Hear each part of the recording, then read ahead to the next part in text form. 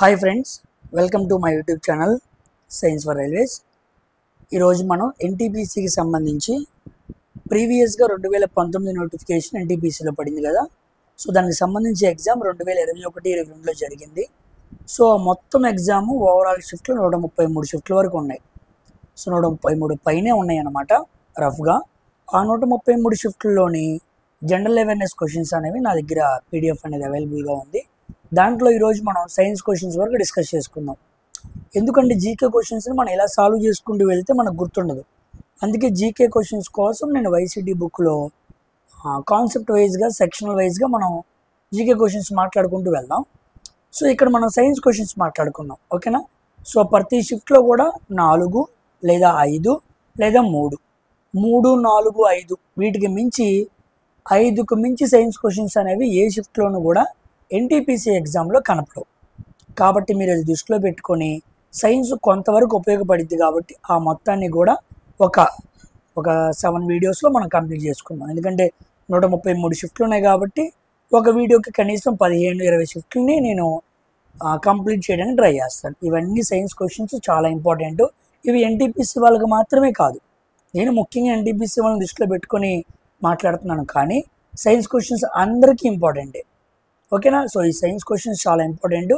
ప్రతి క్వశ్చన్ దగ్గర మీకు రఫ్గా ఇంకా ఎక్కువ కాన్సెప్ట్ నేర్చుకోవడానికి అవకాశం ఉంటుంది కాబట్టి చాలా జాగ్రత్తగా నేర్చుకోండి, ఓకేనా. సో టోటల్ 133 షిఫ్ట్లు ఉన్నాయి ఎగ్జామ్. ఇదిగోండి ఎన్ని ఫేజ్ 1, ఇదిగోండి ఫేజ్ 2, ఫేజ్ 3, ఫేజ్ 4, ఫేజ్ 5, ఇదిగోండి ఫేజ్ 6, 7, ఇలా చివరిగా 7 ఫేజెస్ వరకు జరిగిందనమాట ఎగ్జామ్ ఆ రోజు.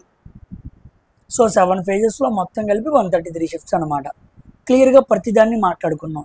ఈ షిఫ్ట్లో ఉన్న సైన్స్ క్వశ్చన్స్ మొత్తం మనం ఫినిష్ చేసుకున్నాం అనుకో, ఓకే ఎన్టీపీసీ లాంటి డిగ్రీ లెవెల్ బేస్డ్ ఎగ్జామ్లో సైన్స్ ఎలా అడుగుతున్నాడు అని మీకు ఐడియా వచ్చింది. అది మీకు CBT 2కి CBT 1కి గ్రాడ్యుయేట్ అండర్ గ్రాడ్యుయేట్ అన్నిటికీ ఉపయోగపడింది. సో జాగ్రత్తగా అందరూ ప్రిపేర్ అవ్వండి. ప్రతి క్వశ్చన్ ఆన్సర్ పక్కనే మీకు కనపడుతూనే ఉండిద్ది, పక్కనే ఉండే క్వశ్చన్స్ అన్నీ. సో క్వశ్చన్ కాన్సెప్ట్ అర్థం చేసుకోవడానికి ట్రై చేయండి, ఓకేనా. తెలిసిన క్వశ్చన్ అనుకోండి ఓకే పర్లేదు, తెలియాల్సిన క్వశ్చన్ అనుకోండి ఇంకా నేర్చుకోవాలి అన్న కాన్సెప్ట్తో మనం ముందుకు వెళ్దాం, ఓకేనా అమ్మ. సో ఇంకేం మాత్రం కూడా ఆలస్యం చేయకుండా మనం వీడియోలోనికి వెళ్దాం. వీడియోని అందరూ లైక్ చేయండి, అందరికీ ఫార్వర్డ్ చేయడం మర్చిపోవద్దు. మీరు చదువుకునే గ్రూప్స్లో కానీ ఫ్రెండ్స్లో అందరికీ షేర్ చేయండి. చూద్దాం, ఇదిగోండి 28వ తారీఖు డిసెంబరు,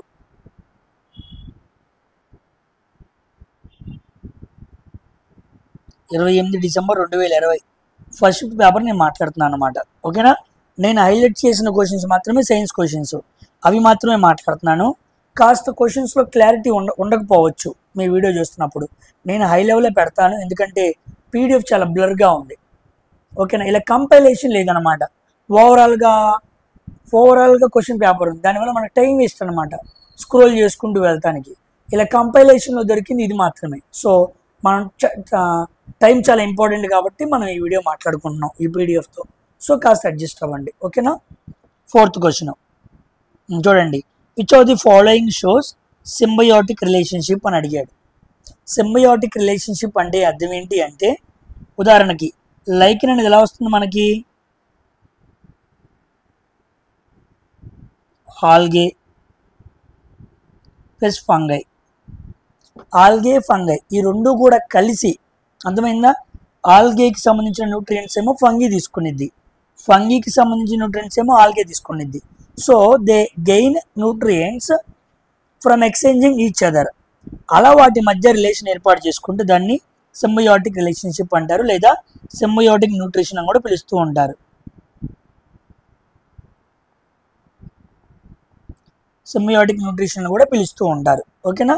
సో లైకెన్ అనేది ఆల్గే ప్లస్ ఫంగీ ఈ రెండు కలవటం వల్ల మనకి ఏర్పడిద్ది అనమాట. ఇది మనకు ప్లాంట్ కింగ్డమ్లో థాలోఫైటాకి సంబంధించింది. థాలోఫైటా, బ్రయోఫైటా, టెరిడోఫైటా అనే 3 రకాల క్లాసిఫికేషన్ చదువుకుంటాం కదా, దాంట్లో థాలోఫైటాకి సంబంధించింది అనమాట, ఓకేనా. చాలా ఇంపార్టెంట్. ఈ లైకెన్ని న్యాచురల్ ఇండికేటర్గా కూడా వాడుతూ ఉంటారు. Natural indicator of air pollution,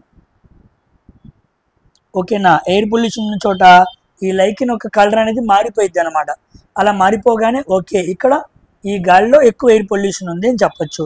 ఎక్కువగా SO2 అనమాట, సల్ఫర్ డైఆక్సైడ్ పొల్యూషన్ వల్ల లైకిన్ బాగా దెబ్బతినిద్ది. ఓకేనా. Coming to 8th question.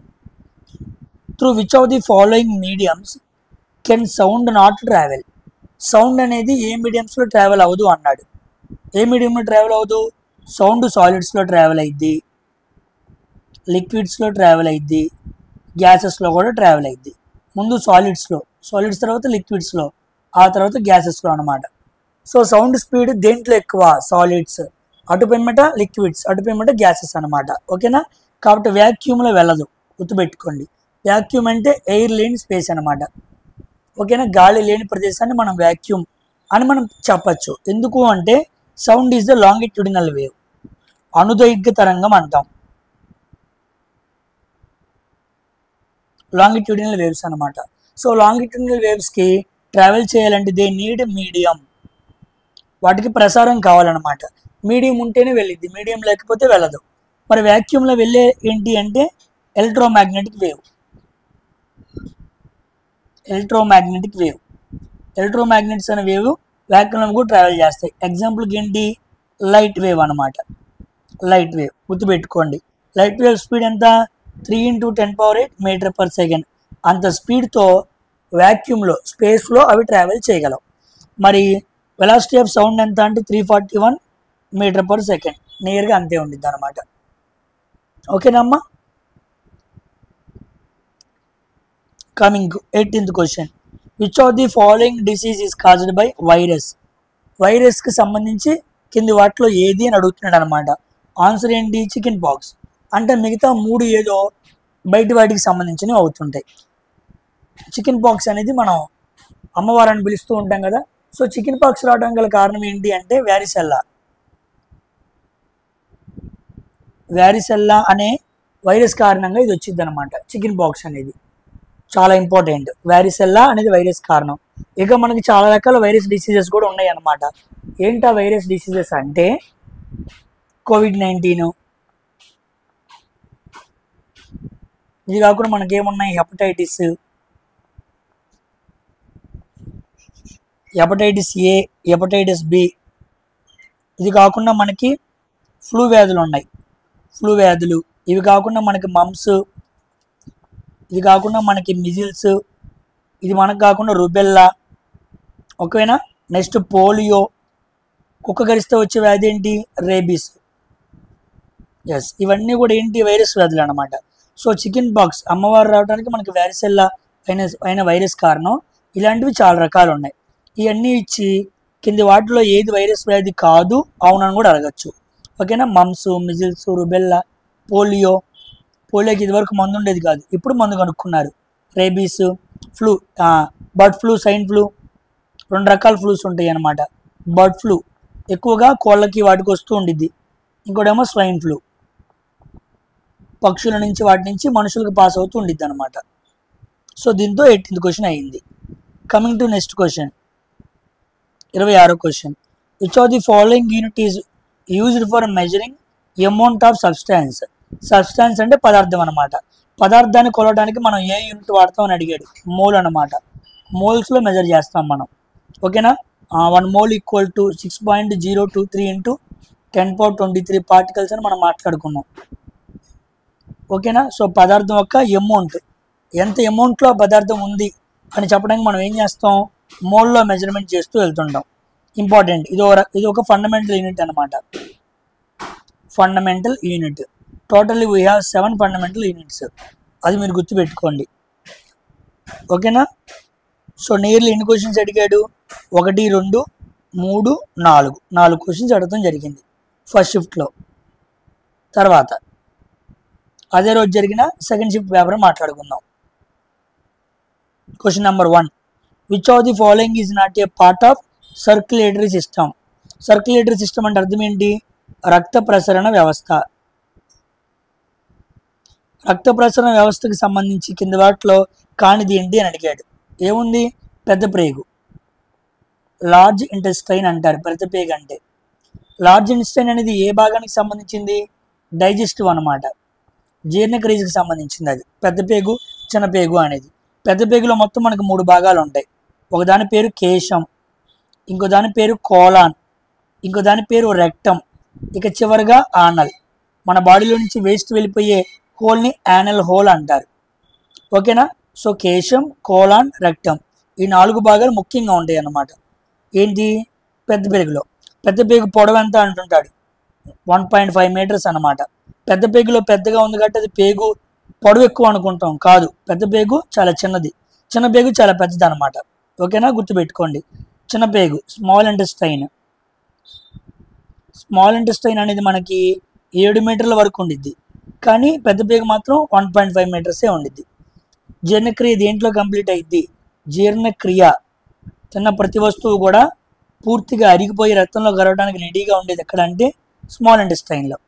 So digestion will complete at small intestine అని గుర్తుపెట్టుకోండి. ఓకేనా. సో లార్జ్ ఇంటెస్టైన్ అనేది రక్త ప్రసరణ వ్యవస్థకి సంబంధం లేదు. కమింగ్ టు 8వ question. According to which law at constant temperature the volume of gas is inversely proportional to pressure. Temperature కాన్స్టెంట్గా ఉన్నప్పుడు వాల్యూమ్ అనేది ఇండైరెక్ట్లీ ప్రపోర్షనల్ టు ప్రెషర్. వాల్యూమ్ని పెంచితే ప్రెషర్ తగ్గిద్ది, ప్రెషర్ని పెంచితే వాల్యూమ్ తగ్గిద్ది. అది ఎలా, బాయిల్స్ లా. ఇలాగే ఇంకో లా ఉండిద్ది, అది చాలా ఇంపార్టెంట్. దాన్ని చార్లెస్ లా అంటారు. చార్లెస్ లా. దీంట్లో ఏం జరిగిద్ది అంటే ప్రెషర్ని కాన్స్టెంట్గా పెట్టాలి. Pressure is constant. అలా పెట్టినప్పుడు వాల్యూమ్ని పెంచితే టెంపరేచర్ పెరిగిద్ది, టెంపరేచర్ పెంచితే వాల్యూమ్ పెరిగిద్ది అనమాట. దీన్ని చార్లెస్ లా అంటారు. ఇది డైరెక్ట్లీ ప్రపోర్షనల్, ఇదేమో indirectly proportional. So Boyle's law, Charles law రెండు ముఖ్యమైన గ్యాసియస్ లాస్ అనమాట. ఓకేనమ్మా. Coming to 11th question. Who is called the father of taxonomy? Carolus Linnaeus. Carl Linnaeus అంటారు. Very very important. వర్గీకరణ అనమాట. టాక్సానమీ అంటే వర్గీకరణ. జీవుల్ని వర్గీకరించిన దాంట్లో మొట్టమొదటిగా వర్గీకరణ చేసిన వ్యక్తి ఎవరు అంటే ఈయన అనమాట. ఈయన ఏం చెప్పాడంటే 2 క్లాసిఫికేషన్ ఆఫ్ కింగ్డమ్ గురించి చెప్పాడు. 2 రాజ్యాలు చెప్పాడు. ఈ భూమి మీద అన్ని జంతువులు 2 రాజ్యాలలో ఉన్నాయి. ఒకటేమో ప్లాంట్స్, ఒక కింగ్డమ్ ఏమో ప్లాంట్ కింగ్డమ్, ఇంకోటేమో యానిమల్ కింగ్డమ్ అనమాట. ఇలా 2 రాజ్యాలని చెప్పాడు. తర్వాత ఇంకో ఆయన వచ్చాడు అనమాట. ఆయన వచ్చి ఆయన పేరు ఎర్నెస్ట్ హ్యాకెల్. కాదు 2 రాజ్యాలు కాదు 3 రాజ్యాలు ఉంటాయని చెప్పాడు. ఆ తర్వాత ఇంకో ఆయన వచ్చాడు కోప్లాండ్ అని చెప్పి. కోప్లాండ్ ఈయన 4 రాజ్యాలు ఉంటాయి అని చెప్పాడు. చివరిగా ఆర్హెచ్ విట్టేకర్ వచ్చాడు.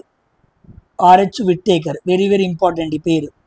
ఈయన చివరిగా మొత్తం భూమి మీద జంతువుల్ని 5 భాగాలు చేద్దామని డివైడ్ చేశాడు. సో 2 ఏమో కార్ల్ లిన్నేయస్, 3 ఏమో ఎర్నెస్ట్ హ్యాకెల్, 4 ఏమో కోప్లాండ్, 5 ఏమో RH Whittaker. 2nd, 3rd, 4th, 5th ఇలా 4 రకాల కింగ్డమ్స్ని వాళ్ళు ఎక్స్ప్లెయిన్ చేశారు. ఇది మనకి బయాలజీలో ఉండిద్ది అనమాట. ఓకేనా. Coming to 30th question. Which of the following is a scalar quantity అన్నాడు. స్కేలార్ క్వాంటిటీ ఏమొస్తాయి, మాస్. స్కేలార్ క్వాంటిటీ అంటే డెఫినేషన్ ఏంటి, దానికి మ్యాగ్నిట్యూడ్ అనగా సైజు మాత్రమే ఉండిద్ది, దానికి డైరెక్షన్ అనేది ఉండదు. ఓకేనా.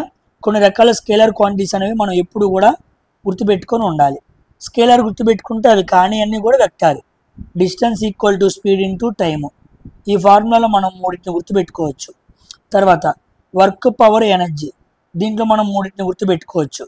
తర్వాత ఇంకేముంది, density equal to mass by volume, దీంట్లో 3ని గుర్తుపెట్టుకోవచ్చు. తర్వాత టెంపరేచరు, తర్వాత ఎనర్జీ. సో 3 3 9, 2 11. ఇవన్నీ కూడా స్కేలార్ క్వాంటిటీస్. అంటే వాటికి సైజు మాత్రం ఉంది కానీ దిశ లేదు, డైరెక్షన్ లేదు అని గుర్తుపెట్టుకోండి. ఓకేనా. ఇదిగోండి 35వ క్వశ్చన్. లైకిన్ గురించి అడిగాడు. చూసారా, రిపీట్ చేసుకోవడం వల్ల ఎంత ఉపయోగపడిందో. ఈ క్వశ్చన్ ఫస్ట్ షిఫ్ట్లో రాసిన వాళ్ళకి ఎవరైనా రిపీట్ వచ్చింది అని చెబితే వాళ్ళు కానీ చూస్తున్నారు అనుకోండి, సెకండ్ షిఫ్ట్లో దాన్ని ఆన్సర్ చేయొచ్చా లేదా. సో రిపిటేషన్ అనేది చాలా ఇంపార్టెంట్. కాబట్టి ముందు షిఫ్ట్లో ఒక ఎనాలిసిస్ అనేది మనకి తెలిస్తే చాలా వరకు మనకి ఈజీగా ఉండిద్ది, మనం అంత కష్టపడాల్సిన పని లేదు. ఓకేనా. సో పాసిబుల్ అయితే క్వశ్చన్స్ మన దగ్గరికి వస్తే తప్పనిసరిగా నేను అనాలిసిస్ కూడా చేస్తాను. ఓకేనా. So lichen is an organism which monitors, అది ఏం చేసింది అని అడిగాడు. ఇందాకే మాట్లాడుకున్నాం మనం, దాని చుట్టూ మ్యాటర్ చెప్పినప్పుడు చెప్పాను నేను, అది ఎయిర్ పొల్యూషన్ డిటెక్ట్ చేస్తుంది, ముఖ్యంగా SO2 pollution, sulphur dioxide pollution చేస్తుంది. లిట్మస్ లైకెన్ అనేది దేని నుంచి, లైకెన్ ఏ భాగం అంటే థాలోఫైటా వర్గానికి సంబంధించింది. మీకు ఒక విషయం తెలుసా, లైకెన్ నుంచి మనం లిట్మస్ పేపర్ తయారు చేస్తాం. ఇక్కడ చదువుతా చూడండి, లైకెన్ నుంచి మనం లిట్మస్ పేపర్ తయారు చేస్తాం.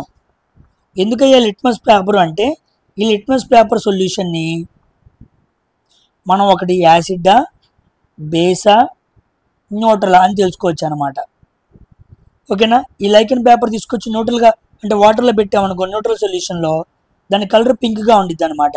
యాసిడ్లో పెట్టామనుకోండి దాని కలర్ రెడ్గా ఉండిద్ది. బేస్లో పెట్టామనుకో B for blue. So lichen నుంచి తయారు చేయబడిన లిట్మస్ సొల్యూషన్ అనేది న్యూట్రల్లో పింక్, బేస్లో బ్లూ, యాసిడ్లో రెడ్ కలర్ ఇస్తుంది. చూసారా, అంటే యాసిడ్ బేస్ ఇండికేటర్గా కూడా మనం దీన్ని వాడుకోవచ్చు అనమాట, దీన్ని లైకెన్ని. ఓకేనా. అది సో దీంతో నెక్స్ట్ పేపర్కి అయిపోయింది. ఇప్పుడు 29వ తారీఖు జరిగిన పేపర్కి వెళ్దాం, ఫస్ట్ షిఫ్ట్ పేపర్. ఓకేనా. మీరు భయపడాల్సిన పని ఏమీ లేదు. ఈ మొత్తం సైన్స్ క్వశ్చన్స్ ఎక్స్ప్లెయిన్ చేసిన తర్వాత మీరు అడగకుండానే ఈ పీడిఎఫ్ని నేను మన టెలిగ్రామ్ ఛానల్లో పెడతాను. అప్పుడు అన్ని క్వశ్చన్స్ మీకు ఒక దగ్గర ఉంటాయి కాబట్టి మీరు చక్కగా జిరాక్స్ తీయించుకొని వాటిని ప్రాక్టీస్ అవుతూ ఎన్టీపీసీకి ఇప్పుడు ఎలా చదవాలి అని ఒక ఐడియా మీకు క్రియేట్ అయ్యిద్ది. లేదా నేను ఎక్స్ప్లెయిన్ చేసుకుంటూ వెళ్తా కాబట్టి మీకు ఏం ఇబ్బంది ఉండదు. ఓకేనా. జాగ్రత్తగా ప్రతి క్వశ్చన్ అర్థం చేసుకోండి, ఎలా అడుగుతున్నాడు ఏంటి అని. ఎక్సెసివ్ కర్వేచర్ ఆఫ్ ఐలెండ్స్ కంటిలోని కటకం ఉంది కదా, లెన్స్, దాని ఏరియా ఎక్సెసివ్గా పెరిగిపోయినప్పుడు మనకు వచ్చే ప్రాబ్లం ఏంటి అంటే మయోపియాకి ఇంకోటి ఏం చెప్పాలి అంటే నియర్ సైటెడ్నెస్, అంటే దగ్గర ఉన్నవి మాత్రమే చూస్తారు, దూరం ఉన్నవి చూడరు అనమాట. ఓకేనా. మయోపియా అనే రోగం పోవాలనుకోండి మనం ఏ లెన్స్ వాడతాం, concave lens very very important. ఓకేనా. అసలు కంటికి సంబంధించి ముఖ్యమైన 3 రోగాలు ఉంటాయి. ఒకటేమో మయోపియా, ఇప్పుడు మనం మాట్లాడుకుంది. ఇంకోటి ఉండిద్ది హైపర్ మెట్రోపియా,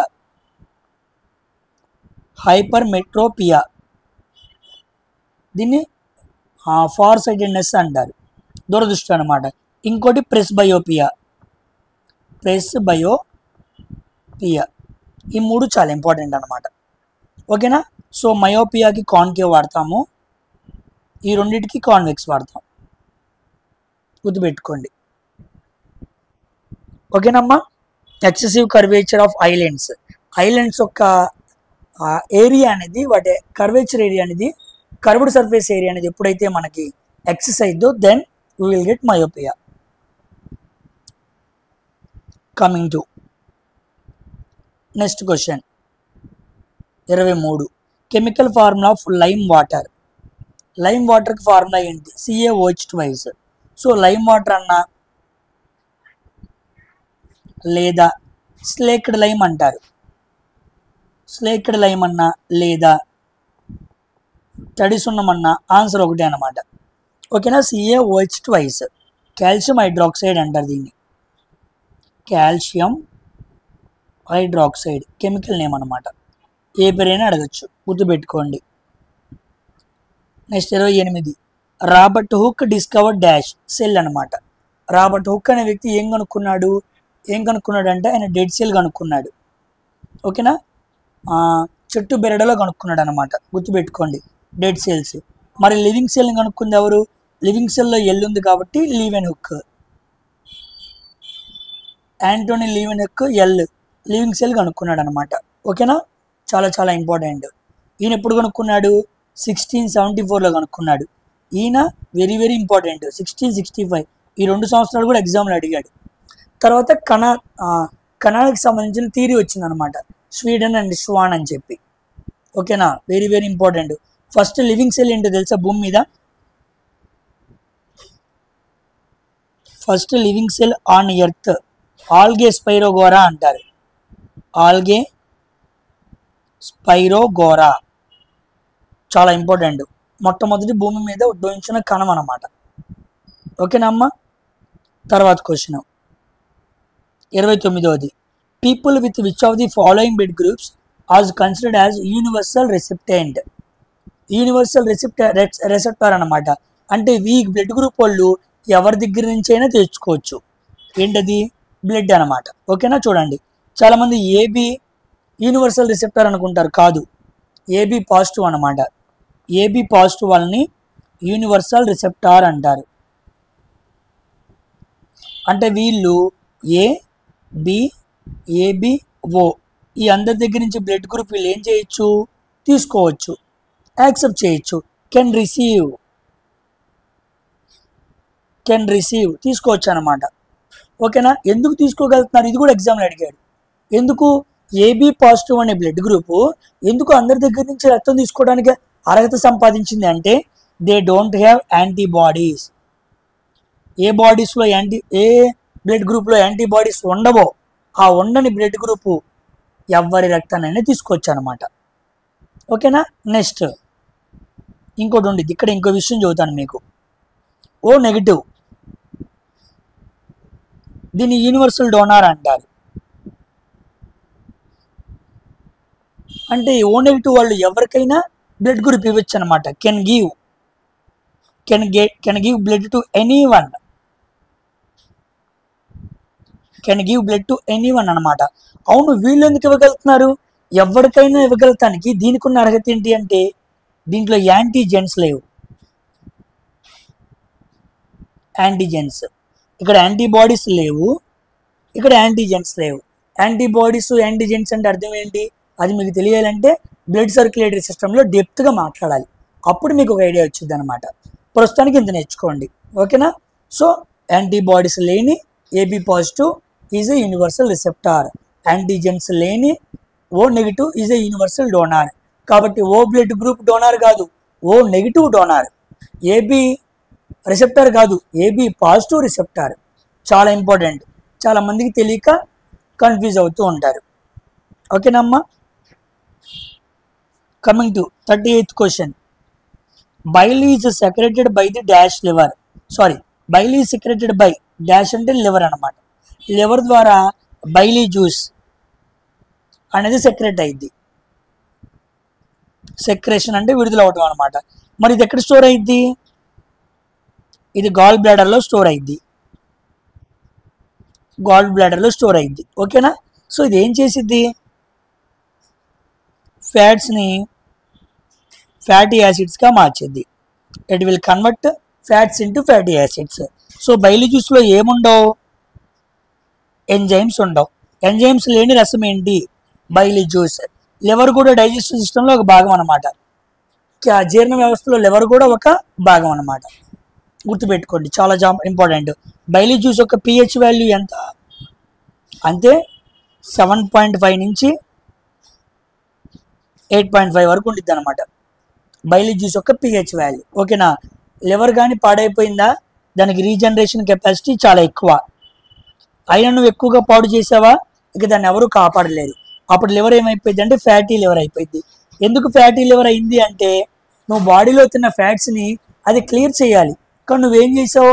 ఆల్కహాలు ఇంకా ఏమైనా తాగి నీ బాడీలో పాడు చేసుకున్నావు, అందుకే లివర్ పాడైపోయింది. సో లివర్ పాడైపోవటం వలన ఏమైపోయింది? ఫ్యాట్స్ని డైజెస్ట్ చేయలేదు. బికాస్ ఆఫ్ దట్ లివర్ అనేది ఫ్యాటీ లివర్గా మారిపోతుంది అనమాట. ఓకేనా, చాలా చాలా ఇంపార్టెంట్ అనమాట. గుర్తుపెట్టుకోండి, ఒక్క 90 పెగ్ మందు తాగితే ఆ లివర్ పనిచేసే దాని మీద ఇంకా 2.5 గంటలు ఎక్స్ట్రా పని చేయాలన్నమాట. Because it needs to filter the alcohol what you consumed. నువ్వు నార్మల్గా తాగేదానికన్నా ఎక్కువగా తాగితే, అంటే ఒక 90 మందు తాగితే చూడండి ఎంతసేపు వర్క్ పడుతుందో. అది ఏంటి? మంచి మందు. కానీ ఈరోజు చాలామంది బయట స్పిరిట్ లాంటి లో క్వాలిటీ చీప్ మందులు తాగుతున్నారు. దానివల్ల వాళ్ళ లివర్లు వాటిని రిఫ్రెష్ చేయలేక రీఫిల్టర్ చేయలేక వాళ్ళు ఇలాగేంటి రోగాలు వచ్చి పోతున్నారు అనమాట. నేను ఎందుకంత బాగా చదువుతున్నానంటే మా నాన్నగారు కూడా తాగి ఆయన చనిపోవడం జరిగింది. కాబట్టి మందు జోలికి ఎప్పుడు వెళ్ళొద్దు, ఓకేనా. చాలా చాలా ప్రమాదం అది. మా జీవితంలో మేము చాలా నష్టపోయాం. చంద్రమ వచ్చింది కదా అని చెబుతున్నాను, ఓకేనా అమ్మ. So coming to next shift 29, అదే రోజు థర్డ్ షిఫ్ట్ మాట్లాడుకుందాం, అంటే సెకండ్ షిఫ్ట్ అనమాట. సాయంత్రం జరిగింది. First question, which type of lens is required for correcting the vision of A person with myopia. ఇందాకే మాట్లాడుకుందాం. మయోపియా అంటే అర్థం ఏంటి చూసారా? మయోపియా అంటే కాన్కేవ్ అని ఇవ్వాల, మనకి కాన్కేవ్ అని తెలుసు, కానీ కాన్కేవ్కి ఇంకో పేరే డైవర్జింగ్. కాన్కేవ్ లెన్స్ అన్నా డైవర్జింగ్ లెన్స్ అన్నా ఒకటే. మరి కాన్వెక్స్ అంటే, కాన్వెక్స్ అన్నా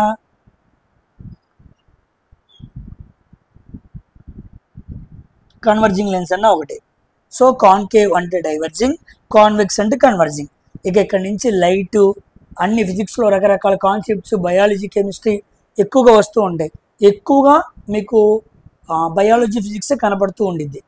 సో ఇక్కడ నుంచి సైన్స్ సంబంధించిన సైన్స్ క్వశ్చన్, రైల్వే ఎగ్జామ్స్లో అడిగిన ప్రతి సైన్స్ క్వశ్చన్ నేను ప్రతిదీ చెబుతూ వెళ్తూ ఉంటా. ఇప్పుడు ఎన్టీపీసీ కానీ, ఆ తర్వాత స్టార్ట్ చేయబోయే టెక్నీషియన్ కానీ అన్నీ చెప్పుకుంటూ వెళ్తూ ఉంటా. హై లెవెల్లో మీరు సైన్స్లో ప్రో అయిపోతారు, మీరు ఫాలో అవుతూ వెళ్ళిపోండి, ఓకేనా. 12వ question, which of the following human disease is caused by bacteria. Bacteria వలన వచ్చే డిసీజ్ ఏంటి అన్నాడు. టైఫాయిడ్. టైఫాయిడ్ చాలా ఇంపార్టెంట్ మనకి, బాగా టైఫాయిడ్ రోగం అనేది వస్తూనే ఉండిద్ది, ఓకేనా. సో టైఫాయిడ్ దీనికి కారణం ఏంటి? బ్యాక్టీరియా అనమాట. ఇది మాత్రమే కాదు, టీబీ, కలరా, లెప్రోసీ అంటే కుష్ఠవ్యాధి అనమాట, tetanus, pertussis, plague, diphtheria, these are all bacterial diseases. Very very important. టైఫాయిడ్కి సంబంధించి ఎక్కువగా ప్యాథాలజీ అడుగుతున్నాడు. ప్యాథాలజీ అంటే వ్యాధి శాస్త్రం, దాని గురించి బాగా ఎగ్జామ్స్లో కనబడుతున్నాయి బిట్లు. నెక్స్ట్ 14వ question, pH of lemon juice is around. Lemon juice యొక్క పిహెచ్ వాల్యూ ఎంత అన్నాడు. యాక్చువల్గా చూడండి, ఆన్సర్ ఎంత? 2 అనమాట, ఓకేనా. 0 to 1 మధ్య ఉందనుకోండి, అది బ్యాటరీ యాసిడ్ అనమాట. బ్యాటరీ యాసిడ్కి పిహెచ్ వాల్యూ చాలా ఎక్కువ. ఆ తర్వాత 1 నుంచి 2 వరకు మధ్య ఉందనుకోండి, అది HCl. 2 నుంచి 3 మధ్య ఉందనుకోండి, అది లెమన్ అనమాట. ఇప్పుడు ఉంది 2 కదా, అది లెమన్ జ్యూస్ యొక్క పిహెచ్ వాల్యూ. నెక్స్ట్ 3 ఉండేది ఏందనుకున్నారు? వెనిగరు, ఆరెంజ్, ఓకేనా. ఇక 4 నుంచి 5 మధ్య ఉండేది టొమాటో అనమాట. టొమాటో అంటే ఆక్సాలిక్ యాసిడ్, టొమాటో. ఇలా మనం యాసిడ్ వాల్యూస్ అన్నీ కూడా గుర్తుపెట్టుకోవాలి ఆర్డర్లో, ఓకేనా. చాలా చాలా ఇంపార్టెంట్. ఇప్పుడు లెమన్ అన్నాడు కాబట్టి మనం ఈ వాల్యూ పెట్టాలి, ఓకేనమ్మా. Next question, the maximum resistance which can be made using 4 resistors of each 1/4 ohm. చూడండి, మ్యాక్సిమం రెసిస్టెన్స్ అంటే సిరీస్లో కనెక్ట్ చేయాలి. అలా ఎన్ని ఉన్నాయంట? 4 ఉన్నాయంట. 1/4, 1/4, 1/4, 1/4 అన్నిటినీ యాడ్ చేయాలి.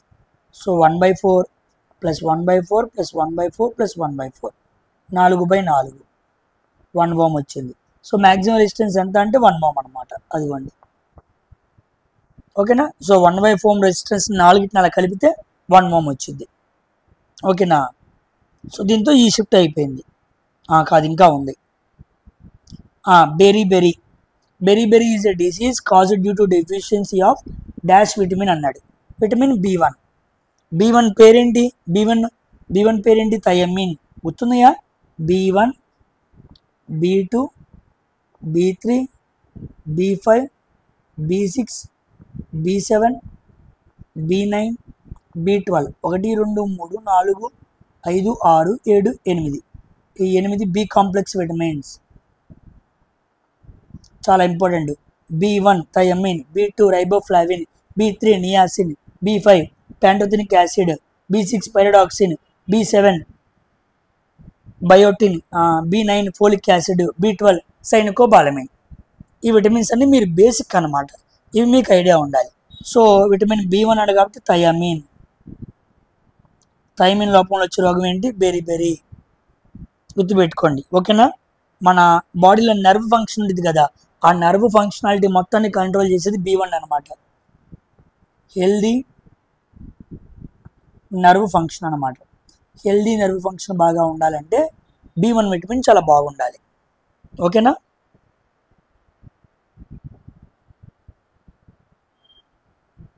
నెక్స్ట్ షిఫ్ట్ 30వ తారీఖు జరిగిన 10:30 షిఫ్ట్ అనమాట. చూడండి ఇక్కడ అసలు క్వశ్చన్సే లేవు చూసారా. 23వ క్వశ్చన్ ఉంది. 140 జీకే క్వశ్చన్ 23వ క్వశ్చన్ దగ్గర సైన్స్ క్వశ్చన్ అనేది వచ్చేసింది, ఓకేనా. కొన్ని షిఫ్ట్లు అయితే చాలా తక్కువగా అడిగాడు సైన్స్ క్వశ్చన్స్ అనేవి, కానీ కాస్త హై లెవెల్లోనే అడిగాడు. ఇన్వర్టిబ్రేట్స్ డు నాట్ ఇంక్లూడ్ అన్నాడు. ఇన్వర్టిబ్రేట్స్ అంటే వెన్నుముక లేనివి అనమాట. యానిమల్ కింగ్డమ్ 2 భాగాలు చేసుకోండి. వర్టిబ్రేట్స్ వెన్నుముక ఉన్నవి, ఇన్వర్టిబ్రేట్స్ వెన్నుముక లేనివి. ఇప్పుడు ఇన్వర్టిబ్రేట్స్ డు నాట్ ఇంక్లూడ్ అన్నాడు. ఇన్వర్టిబ్రేట్స్లో ఏముండదు అన్నాడు, రెప్టైల్స్ ఉండవు. సో వర్టిబ్రేట్స్ అనమాట రెప్టైల్స్ అనేవి. అంటే మీకు ఏం చెప్పాలి, ఫస్ట్ బర్డ్స్కి వెన్నుముక ఉంది. మమల్స్ అంటే పాలిచ్చి పెంచే జంతువులు అని అర్థం. నెక్స్ట్ రెప్టైల్స్ సరీసృపాలు అంటారు తెలుగులో. నెక్స్ట్ యాంఫిబియన్స్ అంటే ఉభయచర జీవులు అంటారు. నెక్స్ట్ పీసీస్ అంటే చేపలు అంటారు. 1, 2, 3, 4, 5 ఈ 5 కూడా వర్టిబ్రేట్స్, వెన్నుముక్క కలిగిన వాటిని 5 భాగాలు. ప్రోటోజోవా, సీలెంట్రేటా, ఎకైనోడర్మేటా, మొలస్కా, ఆర్థోపోడా, అర్థమైన ఫ్లాట్ వామ్స్, రౌండ్ వామ్స్ ఇవన్నీ కూడా ఇన్వర్టిబ్రేట్స్ అనమాట. వాటికి వెన్నుముక్క ఉండవు, అవి ప్రైమరీ జంతువులు అనమాట, అంత బాగా వృద్ధి పొందని జంతువులు. కాబట్టి ఇన్వర్టిబ్రేట్స్ కానిది ఏంటి అన్నాడు కాబట్టి reptiles answer, that is a vertebrate, ఓకేనా. అది మనకి ఉడుము కానీ ఇంకేముండాలి, మొసలు కానీ ఇవన్నీ కూడా రెప్టైల్స్ కిందకు వస్తాయి. Next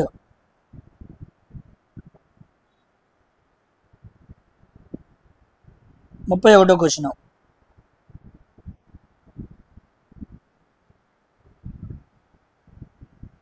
Which of the following composed of nerve fibers that mediate reflex actions that transmit impulses to and from the brain? Brain నుంచి యాక్షన్స్ని బాడీకి అనుసంధానం చేయడానికి నర్వ్ ఫైబర్స్తో తయారు చేయబడిన ఆర్గాన్ ఏంటి అంటే spinal cord. Very very important వెన్నెముక స్పైనల్ కార్డ్ అనేది. ఇది అటు నుంచి ఇటు, ఇటు నుంచి అటు ప్రతీకార చర్యలు అసంకల్పిత ఉంటాయి కదా, ఇటు మనం జ్ఞానేంద్రియాల ద్వారా మనం అబ్జర్వ్ చేసినవి, ఎక్స్పీరియన్స్ చేసినవి బ్రెయిన్ నుంచి మన బాడీకి తీసుకొస్తూ ఉంటాయి. మొత్తం స్పైనల్ నర్వ్స్ ఎన్ని ఉంటాయి? వెన్ను నాడులు అంటారు తెలుగులో. మొత్తం స్పైనల్ నర్వ్స్ 31 జతనాడులు ఉంటాయి అన్నమాట. వెరీ వెరీ ఇంపార్టెంట్, ఓకేనమ్మా. Coming to 37. Which of the following is classified under Kingdom Animalia. Animalia అంటే అర్థం ఏంటంటే మెటాజోవా. మెటాజోవా అంటే జీవులు అనమాట. జీవులన్నీ ఉండే ఆ మొత్తాన్ని మెటాజోవా అంటారు. ఇంకో రకంగా చెప్పాలి అంటే మల్టీ సెల్యులార్ ఆర్గానిజమ్స్ ఉంటాయి. మల్టీ సెల్యులర్ ఆర్గానిజమ్స్ ఉంటే ఎం ఫర్ ఎం మెటాజోవా. ఒకవేళ యూనిసెల్యులర్ ఆర్గానిజమ్స్ ఉన్నాయి అనుకోండి, యూనిసెల్యులర్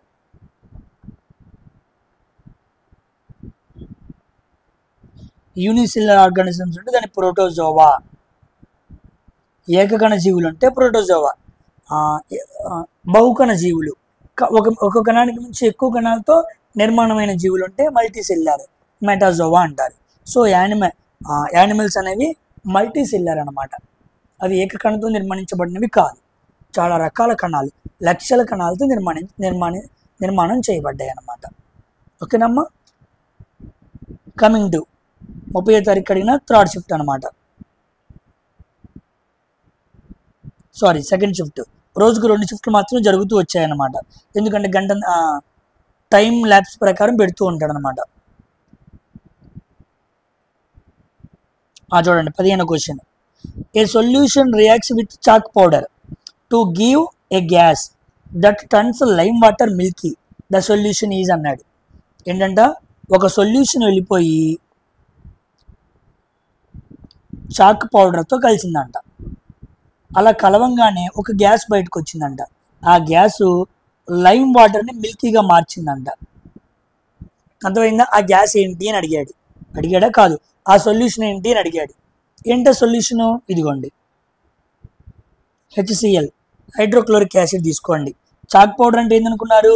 CaCO3, లైమ్ స్టోన్ అనమాట, సున్నపు రాయి. దీంతో జరిపినప్పుడు మనకి CO2 గ్యాస్ వచ్చింది. Next CaCl2, calcium chloride, next water అనమాట. సో యాసిడ్ HClని చాక్ పౌడర్తో జరిపితే మనకు వచ్చే గ్యాస్ ఏంటి? CO2. ఆ CO2 ఏం చేసింది? లైమ్ వాటర్ని మిల్కీగా మార్చింది. అందుకే దీన్ని బొగ్గు పులుసు వాయువు అంటారు.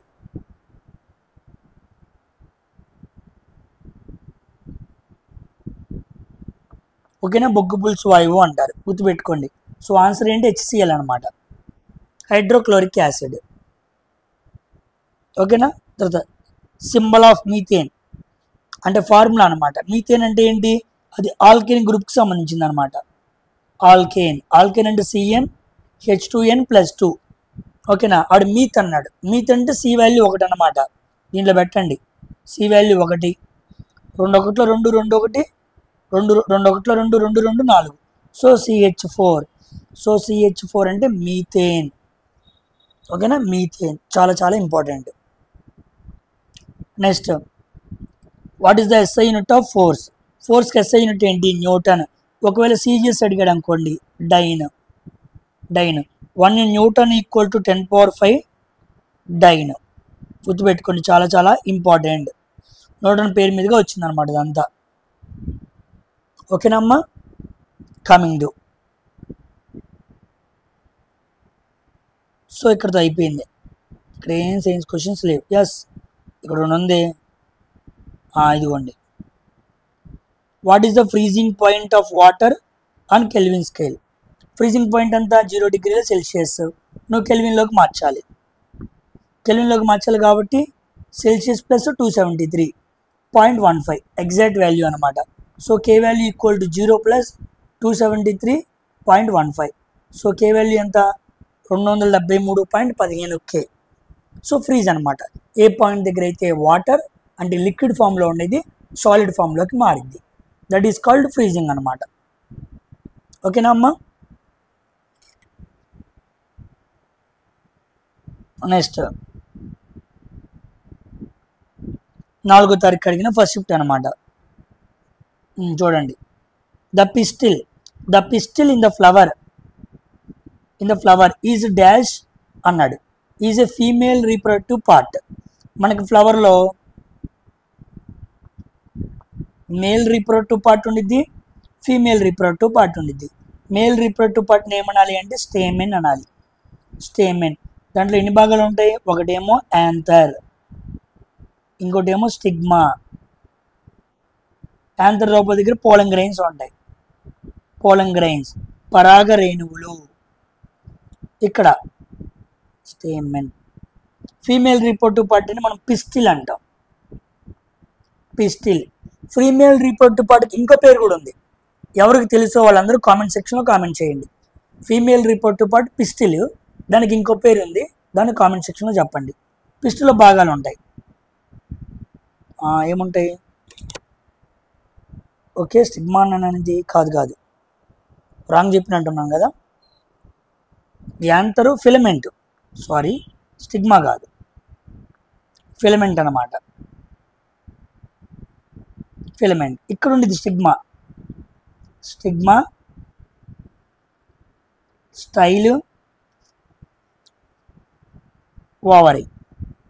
సిగ్మా, స్టైల్, ఓవరీ లోపల ఓవరీస్ ఉంటాయి అన్నమాట, ఓవ్యూల్స్ ఉంటాయి అన్నమాట. ఇది ఫ్లవర్లో male and reproductive, female reproductive parts నుండి భాగాలు. Very very important. So pistil అన్నాడు కాబట్టి అది female reproductive part. Next, the ability of metals to be drawn into thin wires is called ductility. Metal కి లాగినప్పుడు సన్నగా తీగలాగా వచ్చే గుణాన్ని డక్టిలిటీ అంటారు. నేను చాలాసార్లు చెప్పాను ఇది. డక్టిలిటీ అంటే వైర్స్ లాగా సాగే గుణం. ఇంకోటి ఉండిద్ది మ్యాలబిలిటీ అని. సో మ్యాలబిలిటీ అంటే షీట్స్ లాగా, చేపలాగా షీట్స్ లాగా సాగే గుణం. ఈ రెండు గుణాలు ఎక్కువగా ఉన్న మెటల్ ఏంటి? గోల్డ్ అనమాట. గోల్డ్కి అసలు పేరేంటి? ఆరం. పీరియడిక్ టేబుల్లో దాని అటామిక్ నెంబర్ అంతా 79. సో ఆరం మనం గోల్డ్ అని పిలుస్తున్నాం. నోబెల్ మెటల్ అనమాట. నోబెల్ మెటల్ పొల్యూషన్కి అంత సామాన్యంగా పొల్యూట్ అవ్వదు. గాలితోనూ వేరే వాటితోనూ చర్య జరపదు. అందుకే మనం ఎక్కువగా బంగారాన్ని ఆభరణాలుగా ధరిస్తూ ఉంటాం. ఓకేనా? సో దాన్ని డక్టిలిటీ అంటారు ఆ ప్రాపర్టీని. ఇది థిన్ వైర్స్గా రావటం. మెటల్స్ అనేది థిన్ వైర్స్గా రావటాన్ని డక్టిలిటీ అంటారు. Next 17. The pH range of human body 7.35 నుంచి 7.45. సో లెస్ దాన్ 7.5 అని కూడా ఒక్కోసారి ఎగ్జామ్లో అడుగుతూ ఉంటాడు. సో స్లైట్లీ బేసిక్ అనమాట. స్లైట్లీ బేసిక్ లేదా స్లైట్లీ ఆల్కలీన్ అంటారు. సో మన బాడీ స్లైట్లీ బేసిక్ లేదా ఆల్కలీన్ నేచర్ అనమాట. అందుకే యాసిడ్స్ లాంటివి బాగా మన బాడీని ఎఫెక్ట్ చేస్తాయి. మనం ఆల్కలీన్ నేచర్లో ఉన్నాం కాబట్టి. 21వ question. Which branch of physics deals with the properties of fluids at rest? స్థిరంగా ఉన్న ఫ్లూయిడ్స్ గురించి చెప్పే ఫిజిక్స్లో ఏ బ్రాంచ్ దాని గురించి ఎక్స్ప్లెయిన్ చేసింది అన్నాడు. హైడ్రోస్టాటిక్స్. కొన్ని ఫ్లూయిడ్స్ నాట్ ఎట్ రెస్ట్ దగ్గర ఉండవు. మరి వాటి గురించి కూడా ఏదో ఒక బ్రాంచ్ అనేది ఎక్స్ప్లెయిన్ చేయాలి కదా. వాటిని ఫ్లూయిడ్ డైనమిక్స్ అంటారు. గుర్తుపెట్టుకోండి, very very important.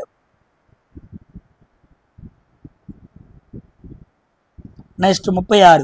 The cause of hepatitis A is a virus. ఇదిగో ఇందా మనం చదువుకున్నాం కదా, చికెన్ పాక్స్ దగ్గర హెపటైటిస్ ఏ, హెపటైటిస్ బి ఉందని చదువుకున్నాం. ఇదిగోండి చూసారా, రిపీట్ అయింది. అక్కడ నువ్వు దాని చుట్టూ చదువుకోవటం వల్ల చూసావా, నువ్వు నెక్స్ట్ షిఫ్ట్లో ఆన్సర్ చేయగలిగావు. సో కాజ్ ఆఫ్ హెపటైటిస్ అనేది అనే వైరస్ ఏ అవయవానికి వచ్చిందని కూడా అడిగాడు ఎగ్జామ్లో. లివర్ అన్నమాట. ఓకేనా? లివర్ గుర్తుపెట్టుకోండి. లివర్ అధ్యయన శాస్త్రాన్ని హెపటాలజీ అంటారు. అదే రక్తాన్ని అయితే హెమటాలజీ అంటారు. అది హెమటాలజీ, ఇది హెపటాలజీ. ఓకేనా? వైరస్ అనమాట హెపటైటిస్ ఏ అనేది. Next 39. Which organ in the human body produce Bailey juice? ఇందాకే వచ్చింది ఈ క్వశ్చన్, మళ్ళీ రిపీట్ అయింది చూసారా. లివర్ అనమాట. బైలీ జ్యూస్ ఎంత మాట్లాడుకున్నాం మనం ఇందాక? 7.5 నుంచి 8.5 మధ్య ఉండిద్ది. ఓకేనా? ఫ్యాట్స్ని ఫ్యాటీ యాసిడ్స్గా మార్చిద్ది. గాల్ బ్లాడర్లో స్టోర్ అయ్యిద్ది. ఎంజైమ్స్ లేని రసం. ఓకేనా? Bile juice important.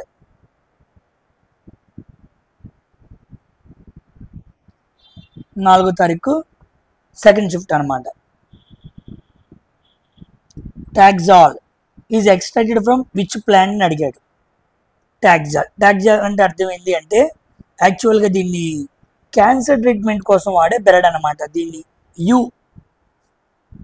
జపాన్లో ఎక్కువ పెరుగుతూ ఉంటాయి చెట్లు. అనే చెట్టు నుంచి తీస్తారనమాట taxol. Taxol used for treating cancer treatment. Cancer.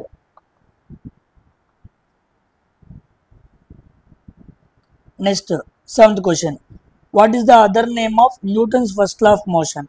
First law of మోషన్కి అర్థం ఏంటి? Law of inertia. అర్థమైందా? ఒక వస్తువు మనం బాహ్యంగా ఫోర్స్ అప్లై చేసేంత వరకు until and unless it states in a rest position, అలాగే ఉండిద్ది అని చెప్పటమే లా ఆఫ్ ఇనర్షియా అనమాట. తర్వాత which is fat storing tissue in our body? Adipose tissue. మన బాడీలో కొవ్వు మొత్తాన్ని స్టోర్ చేసుకున్న టిష్యూ ఏంటి? ఎడిపోస్ టిష్యూ అనమాట. ఇది ఒక రకమైన connective tissue.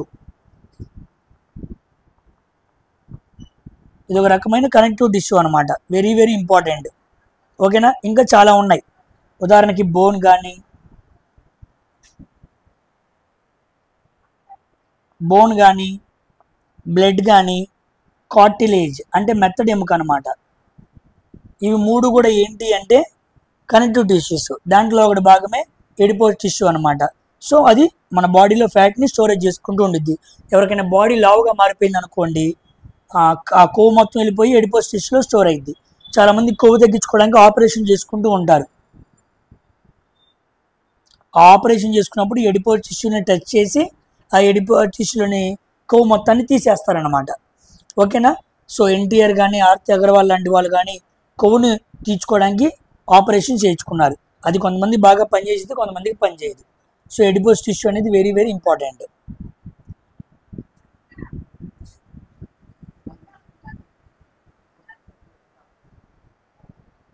Next question 34. Which acid is present in the ant string? Ant స్ట్రింగ్లో ఉండే యాసిడ్ ఏంటి అని అడిగాడు. యాంట్ స్ట్రింగ్లో ఉండే యాసిడ్ మెథనోయిక్ యాసిడ్ అనమాట. HCOOH అంటారు, మెథనోయిక్ యాసిడ్. దానికి ఇంకో పేరు కూడా ఉంది. దానికి ఇంకో పేరే ఫార్మిక్ యాసిడ్ అనమాట. ఫార్మిక్ యాసిడ్ అన్న మెథనోయిక్ యాసిడ్ అన్న ఒకటే. చీమలు, తేనెటీగలు కుట్టినప్పుడు మన బాడీలోకి వచ్చే యాసిడ్ అనమాట. ఇంకోటి ఉంది ఇథనోయిక్ అని. కన్ఫ్యూజ్ అవ్వకూడదని ఎక్కడ చదువుతున్నా. CH3COH, దీన్ని ఎసిటిక్ యాసిడ్ అంటారు.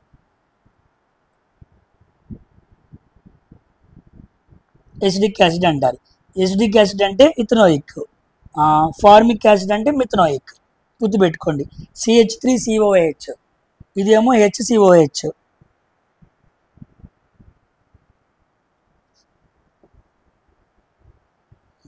నెక్స్ట్ 5వ తారీఖు అడిగిన ఫస్ట్ షిఫ్ట్ పేపర్ అనమాట.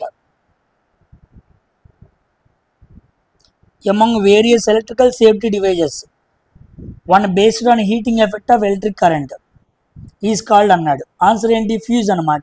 ఫ్యూజ్ అనేది దేని మీద పనిచేసిద్ది? Heating effect of electric current. ఒక వస్తువు గుండా కరెంటు ఫ్లో అవుతున్నప్పుడు ఆటోమేటిక్గా దాని గుండా హీట్ అనేది జనరేట్ అయ్యిద్ది అనమాట. సో ఫ్యూజ్ ఎందుకు వాడతాం మనం? Protected device. అర్థమైందా? ఇంట్లోకి ఎప్పుడైనా హై ఫ్లక్చువేషన్స్లో కరెంట్ వచ్చింది, హై ఫ్లక్చువేషన్స్ కరెంట్ వచ్చినప్పుడు ఫ్యూజ్ సరిగ్గా లేదనుకోండి, కరెంట్ ఇంట్లోకి వచ్చి వస్తువులన్నీ పోతాయి. అదే ఫ్యూజ్ బాగుందనుకోండి, ఫ్యూజ్ మాత్రమే లేచిద్ది, ఇంట్లోని వస్తువులన్నీ అలా సేఫ్గా ఉంటాయి అన్నమాట. సో అది heating effect of electric current దాని మీద పనిచేస్తూ ఉండిద్ది. అయ్యే కాకుండా మన ఇంట్లో ఎలక్ట్రిక్ స్టవ్, ఎలక్ట్రిక్ హీటరు, అది కాకుండా ఇంకేమున్నాయి? Electric heater, electric stove, electric iron ఉందిగా, ఐరన్ బాక్స్, ఇవన్నీ కూడా హీటింగ్ ఎఫెక్ట్ ఆఫ్ ఎలక్ట్రిక్ కరెంట్తో పనిచేస్తున్నాయి. కరెంటు పంపించి వాటి గుండా ఉష్ణాన్ని ఉత్పత్తి చేయడం అన్నమాట. నెక్స్ట్ 17వ question. What protects the inner lining of stomach? పొట్టలోని ఏ లైనింగ్, మన పొట్టలోని ఏదో ఒక లైనింగ్ ఉందంట, అది స్టమక్ని కాపాడుతూ ఉంది from the action of acid under normal condition. దాని పేరు ఏంటి అన్నాడు. దాని పేరు మ్యూకస్ అనమాట. మన స్టమక్లో పొట్ట లోపల HCl అనేది రిలీజ్ అయ్యిద్ది, హై కాన్సన్ట్రేషన్ అనమాట, హై కాన్సన్ట్రేషన్ యాసిడ్. ఇది డైరెక్ట్గా వెళ్ళిపోయి స్టమక్ మీద పడింది అనుకోండి, పొట్ట పాడైపోయే అవకాశం ఉంది, గ్యాస్ట్రిక్ ప్రాబ్లమ్స్ వస్తాయి. అందుకే మ్యూకస్ అనే ఒక లేయర్ ఉండిద్ది. ఈ మ్యూకస్ లేయర్ మీద లోపల విడుదలయ్యే HCl వచ్చి మ్యూకస్ లేయర్ మీద పడిద్ది. కాబట్టి ఈ లేయరు కడుపులో యాసిడ్ ఫార్మేషన్స్ని కాపాడుతూ ఉండిద్ది అనమాట. ఓకేనా. ఎక్కువగా పొద్దున్నే టీలు తాగటం, ఇంకేమైనా తాగామనుకోండి, ఈ మ్యూకస్ లేయర్ పాడైపోయి ఈ లైనింగ్ పాడైపోయిద్ది. అందుకే యాసిడ్ విడుదల అవ్వగానే డైరెక్ట్గా పొట్ట మీద పడిద్ది. అలా పాడవడం వల్ల మెల్లిమెల్లిగా గ్యాస్ట్రిక్ ప్రాబ్లమ్స్ వస్తాయి అన్నమాట. That leads to ulcer. Ulcer రావడానికి గల కారణం, పేగు పుడతలు రావడానికి గల కారణం ఏంటి అంటే ఈ లేయర్లు, పొట్ట లోపల, పేగుల లోపల ఇలాంటి మ్యూకస్ లేయర్స్ ఉంటాయి, చాలా important. So mucus layer is very very important for protecting stomach from acid అనమాట. ఓకేనా. కమింగ్ టు 21వ క్వశ్చన్.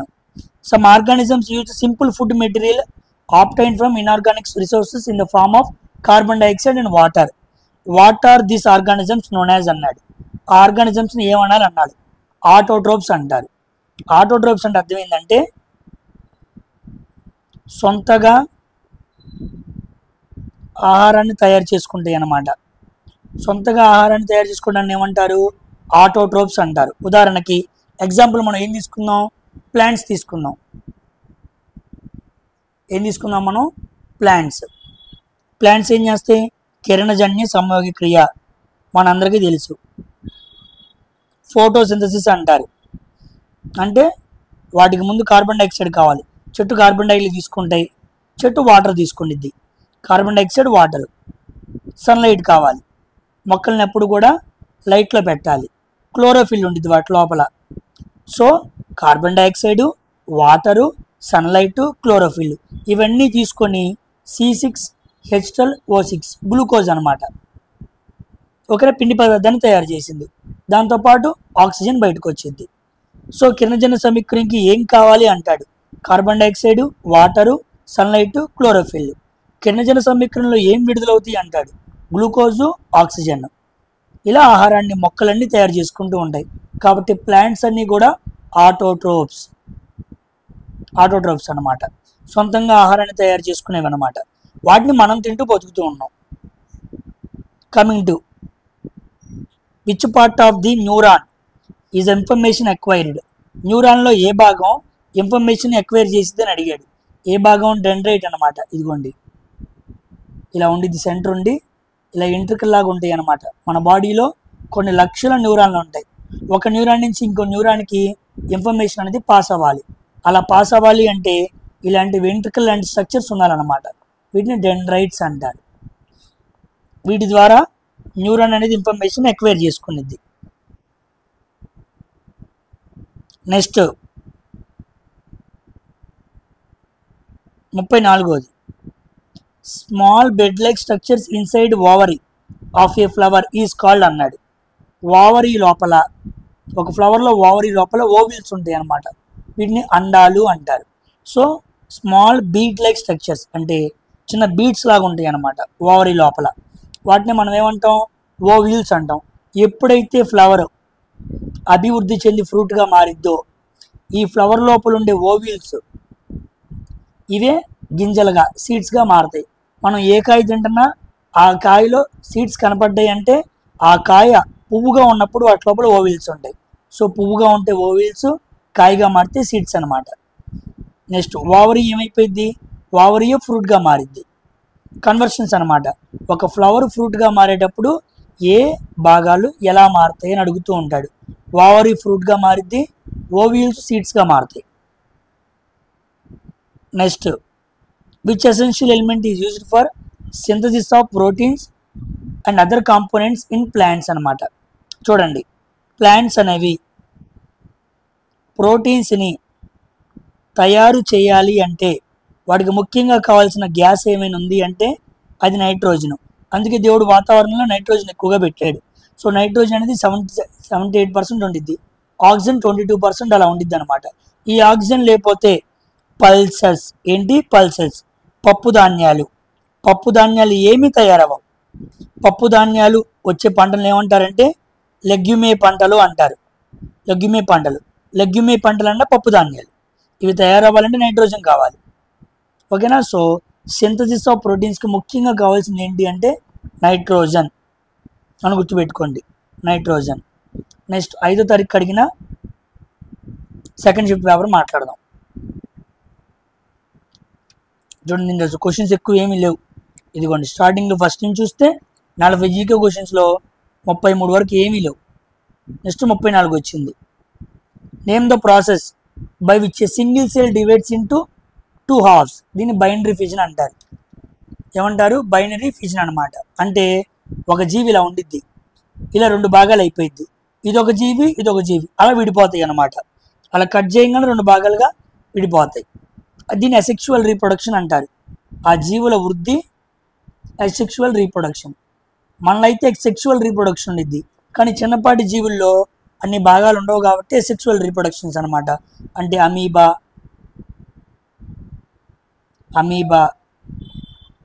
బ్యాక్టీరియా ఇలాంటి జీవుల్లో ముఖ్యంగా బైనరీ ఫిజన్ అనే పద్ధతి ద్వారా జీవుల వృద్ధి అనేది జరుగుతూ ఉండిద్ది అనమాట. Next 35 the rate of constant of reaction doubles dash rise in temperature. చూడండి కాన్స్టెంట్ ఆఫ్ రియాక్షన్ అని ఒకటి ఉండిద్ది అనమాట. అంటే ఒక టెంపరేచర్కి సంబంధించి ఒక చర్య ఎలా జరుగుతుందని చెప్పడం.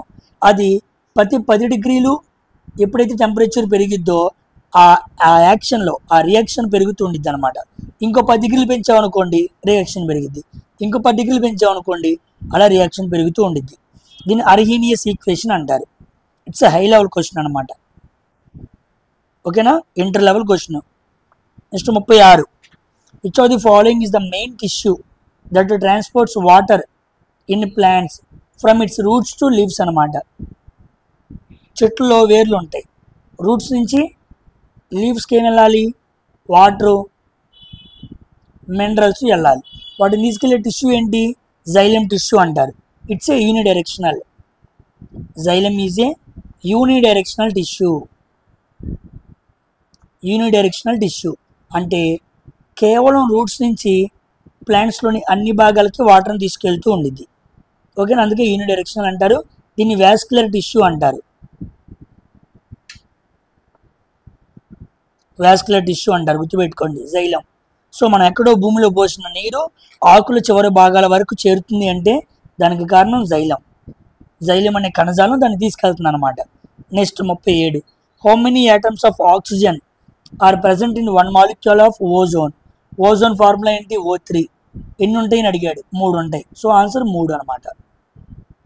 ఓకేనా. Next 39. What helps in food digestion. Food డైజెషన్కి ఉపయోగపడుతుంది ఏంటి, సలైవా. మన నోటిలోని లాలాజలం. లాలాజలం అనేది ఫుడ్ డైజెషన్కి మనకి బాగా ఉపయోగపడుతూ ఉండిద్ది. మన లాలాజలంలో సలైవరీ ఎమైలేజ్ అని ఒకటి ఉండిద్ది. సలైవరీ ఎమైలేజ్, దీన్ని మన భాషలో ఏమంటారంటే టయలిన్ అంటారు. టయలిన్ ఇది ఏం చేసిద్ది అంటే మనం తిన్న కార్బోహైడ్రేట్స్ ఉంటాయి కదా, కార్బోహైడ్రేట్స్ని మాల్టోజ్గా మార్చిద్ది అనమాట. పిండి పదార్థాల యొక్క డైజెషన్ చేయాలి అంటే నోట్లోనే స్టార్ట్ అయ్యిద్ది. సలైవరీ ఎమైలేజ్ అంటారు. Very very important, ptyalin. ఓకేనా. సో దీంతో ఇక్కడితో 40 క్వశ్చన్స్ కంప్లీట్ అయినాయి. 5వ తారీఖు వరకు జరిగిన షిఫ్ట్ అని మాట్లాడుకుందాం. నెక్స్ట్ 7వ తారీఖు ఇక్కడ నుంచి నెక్స్ట్ వీడియోలో మాట్లాడదాం. ఓకేనా. సో ఎక్కడి వరకు మాట్లాడుకున్నాం, 5వ తారీఖు జనవరి 1 ఏ షిఫ్ట్, సెకండ్ షిఫ్ట్ మాట్లాడుకుందాం. రేపు 7వ తారీఖు జరిగే ఫస్ట్ షిఫ్ట్ మనం స్టార్ట్ చేసుకుందాం. ఓకేనా. సో ఇవన్నీ కూడా సైన్స్ క్వశ్చన్స్ చాలా ఇంపార్టెంట్. 133 షిఫ్ట్లకు సంబంధించిన ప్రతి సైన్స్ క్వశ్చన్స్ని నేను 7 లేదా 8 పార్ట్స్లో అప్లోడ్ చేయడానికి ట్రై చేస్తాను. ఓకేనా. సో అందరూ వీడియోని చూసి అందరికీ లైక్ చేసి మీరు అందరూ ఫార్వర్డ్ చేయండి. మరొక వీడియోతో మరొకసారి కలుద్దాం. Until then thank you very much for watching Science for Railways. Bye.